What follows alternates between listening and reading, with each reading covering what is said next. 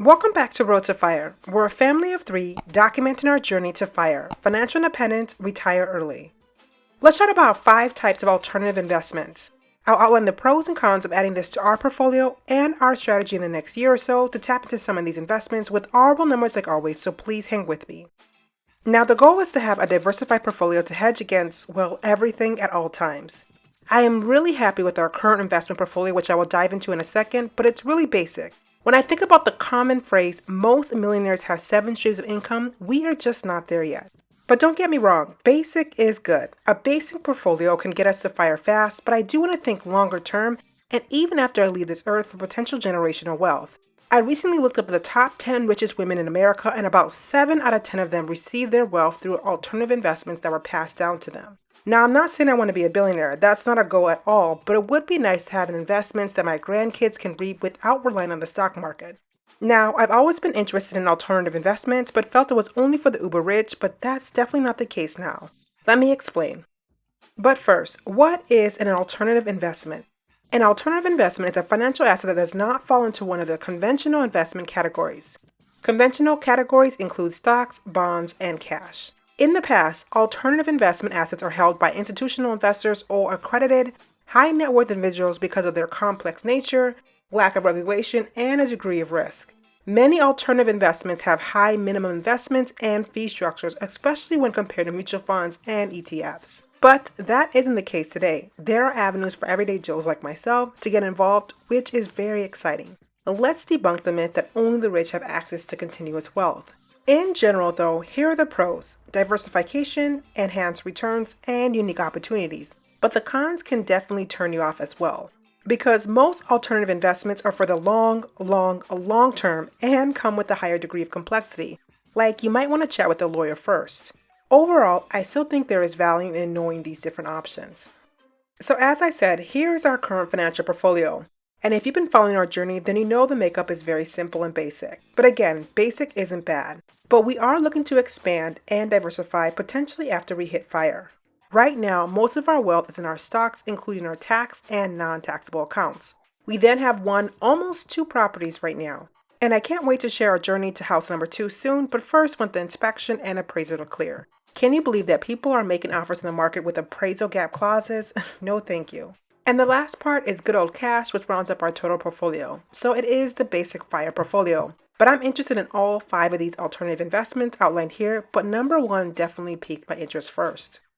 So first vehicle is venture capital. Venture capitals focus on startups and early stage ventures.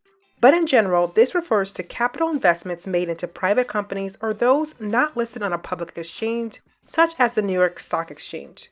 Now, this is a great way to put your dollars to work without actually doing the work. As someone who loves entrepreneurship but does not have the knack for it, I'm definitely intrigued.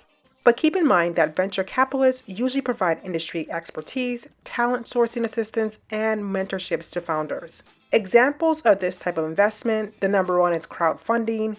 You support startups and get a piece of the equity. Number 2 is expansion funding, which is supporting a startup or a business as it expands during round 2 or 3. And this usually occurs when a company is growing faster than their profit streams and need investors to help support that growth. Number 3 is seed money.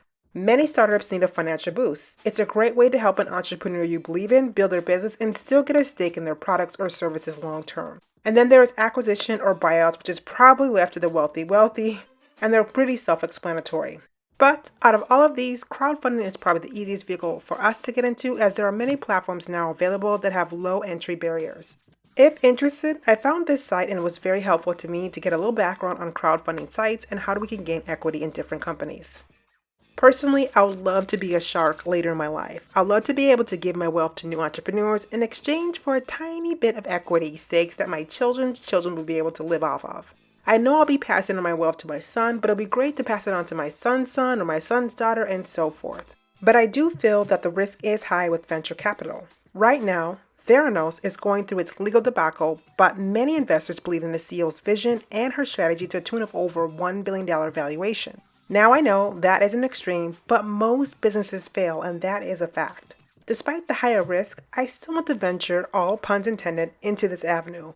But I don't see us going through this right now, but more so in our later 40s or early 50s when our wealth is more concrete.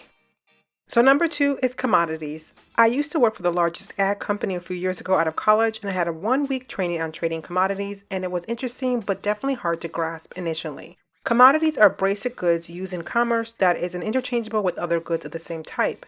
The most common examples are metal, so gold and silver, livestock, think chicken or pork, agriculture, which taps into corn or wheat, and then energy or oil. Right now, we have zero investments in this segment, and that's because I have low interest here. I did go to Dubai once about 12 years ago and was amazed at the idea of having a gold bar just to keep in your house, but that's definitely not a long-term strategy. One thing to note about commodity trading is that I personally feel there's a degree of expertise needed or education to really understand the shifts and changes of each of these examples over time. But if I had to choose one commodity overall, I would probably choose gold, and here is the current price of gold as of September 30th. Now, number 3 is art. Now, this one is way out of my comfort zone or expertise, but if you have a knack or deep interest in art, then this could potentially be for you. Art, though, should be a small portion of your overall portfolio as it's definitely not liquid. This investment requires time, lots of time, deep research, expertise, and additional money for long-term maintenance. So it definitely has a high entry investment. Although I love art, I don't see us investing in this anytime soon. Examples are painting, music, sculptures, and even literature. So best places to scope out good art is museums, galleries, and auction houses. Personally, I would have no idea where to begin. But if you're good enough and have the right expertise, knowledge, and in the right place, and with the right cash, you can definitely hit a gold mine. But as a novice, it definitely feels like playing the lotto to me. In 2020, this Bryce Martin painting sold for $30.9 million. Isn't that crazy? So I can definitely see the draw here. Let's be clear, alternative investments are for the long run. These investments are not a part of our core plan to retire early. We are sticking to the basic investments for that. Because these investments tend to require more time and are not as liquid, I see these investments for the next generation. Overall, alternative investments have immense return opportunities but at a higher risk or cost. It would be exciting to be able to say, hey, I was one of the first investors in Netflix, but don't forget, when Netflix started, they were nothing but a DVD rental company. Investors took a risk. On a scale of 1 to 10, 1 being risk adverse to 10 being skydiver risk, I would say as I get older and have more responsibilities, #mom life, I'm closer to a 5 or 6 on that scale. But there are many quizzes online to help you better understand your risk tolerance when it comes to investing. Definitely check them out if you have some time. So number 4 is private debt. Private debt refers to investments that are not financed by banks or traded on an open market. Essentially, you act as the bank in this investment. Private debt is leveraged when companies need additional capital to grow their businesses. You typically make money through 2 ways. You gain interest payments and the repayment of the initial loan.